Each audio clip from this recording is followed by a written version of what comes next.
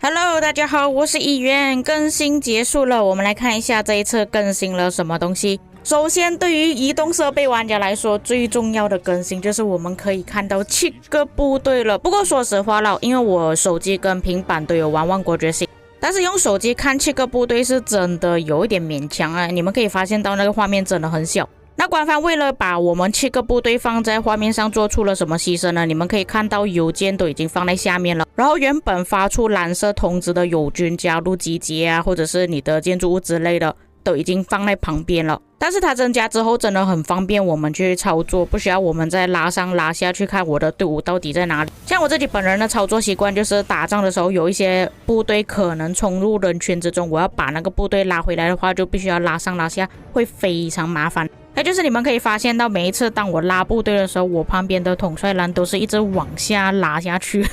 就是说如果是用这个方式的话，它一直会调整到我原本观看的位置，可能我是看下面3个队伍变成看成上面3个队伍，而且也就是因为这个画面上我只能看到3位统帅而已，万一有一些部队已经冲进去了，我还要把这个统帅栏往下拉或者是往上拉去搜索那些已经冲入人群中的统帅，这个是真的非常麻烦，多了一个操作。并且你们也可以看到这个我画面上所使用的设备就是用 iPad 的画面上是真的很多空位的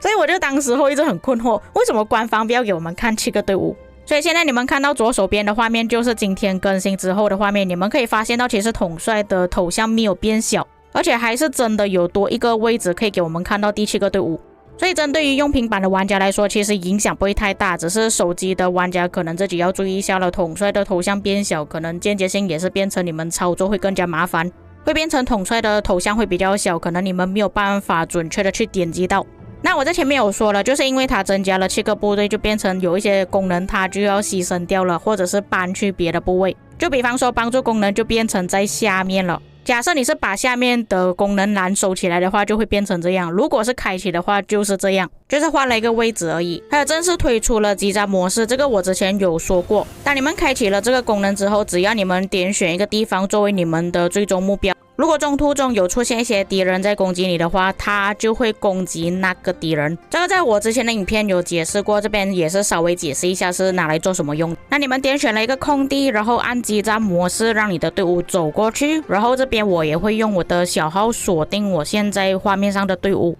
因为这个功能就是让你的部队在行军当中，如果有一些敌人去攻击到你的部队的话，你的部队就会自动停下来去攻击敌人。当然你们发现到自己被打要拉开也是可以的，不一定要走到终点的时候才可以取消这个功能。就像你们现在画面上所看到的，我要把我自己队伍拉开，避免不必要的伤害，其实都是可以的。但是你要攻击回去的话，你也一样可以点选敌人后方的空地，让你的部队走过去，它就会自动在路上打敌人。那么这样的攻击方式有什么好处呢？就是让你的部队会自动去锁定下一个敌人，因为有些用手机或者是用平板的玩家可能操作不是这么顺畅，没有办法每一次都点击到敌人，这个系统就会自动帮你锁定下一个目标，最靠近你部队的目标。所以你们可以看我现在的画面，我是完全没有操作的，就是让我自己的部队打死了一个目标之后，下一个目标他又接着再去打。像以往我遇到这样子的场面，我的画面上应该会看到很多操作，就是我的手一直不断的去拉我的队伍，应该要锁定哪一个目标。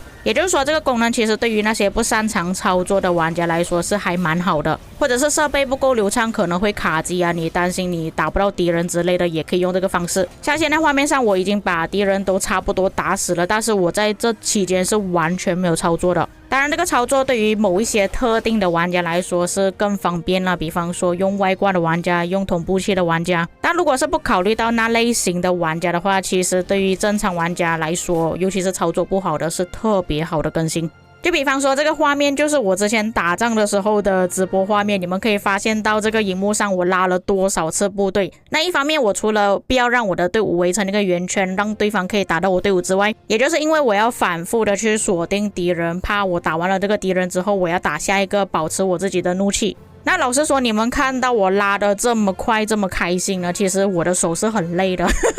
因为这个方式真的是太累的关系，所以我在我的桌子额外增加了一个撑板，可以支撑我的手臂。再来这一次增加了荣耀之路，之前我们点击联盟的时候旁边会有个小小的感叹号，我们点开可以看到我们王国打赢了多少次 KVK 之类的。但是现在有了这面墙之后哇，可以看到哇，你打了几次奥西里斯联赛的冠军，然后你在 KVK 中获得多少次胜利，全部都有写在上面。这个演示方式确实是比起之前用写的还要更好看更壮观了。这个荣耀之墙就属于960的，因为我看我自己王国没有这么长了只有4个胜利而已啊，这个960太多了。但也因为更新之后可以看到联盟标志就没有这么漂亮了，刚好我在昨天就有留下联盟标志最后的画面，左手边是更新之后的，右手边是更新之前的。更新之前就比较闪耀一点了，在更新之后就感觉好像暗淡无光。给我自己选择的话，其实我会比较喜欢右手边的，但是那个荣耀之路其实我也是蛮喜欢的。而且其实这个标志就是圣甲虫提起太阳啊，其实那个太阳闪耀我觉得还是比较好一点的。这个部分我可能会跟客服讲一下啦，我个人还是比较喜欢闪耀的太阳。刚好93也是在这个地图顺便看一下，也是暗淡无光了我还是喜欢之前的多一点。再来就是联盟的摆设，现在多出了这个功能，你们可以去看一下这些玩家他们是怎样摆设自己的城市。那其实我有通过这个功能搜索我自己的账号，但是没有办法看到我自己城市的摆设之类的，可能是真的需要对方分享了他自己城市的摆设之后你才可以套用。不过其实官方它画面上有默认给出了4个方案啦，当然这4个方案是根据不同的时期，比方说石器时代呀、青铜时代、黑暗时代等等。为什么要区分呢？因为它不同的时代有的建筑物其实数量不一样，所以它才会分成4个版本。你们也可以进来看一下，如果你们觉得还满意的话就可以直接套用。也可以在右上角的画面留下你们的反应，可能觉得哇很漂亮啊，或者是分享给别人也可以。接着就是点开联盟，点开设定，就有一个招募广场，点开之后你们可以看到其他王国在招募新的玩家。这个其实在很早之前就有玩家提议过了，官方终于做出来了，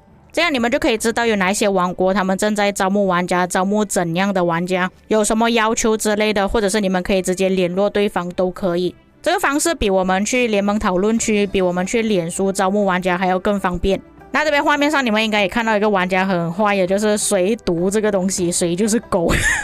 除了玩家可以去搜索想要移民的王国之外，其实我们自己也可以发帖的，当然这个只限于国王而已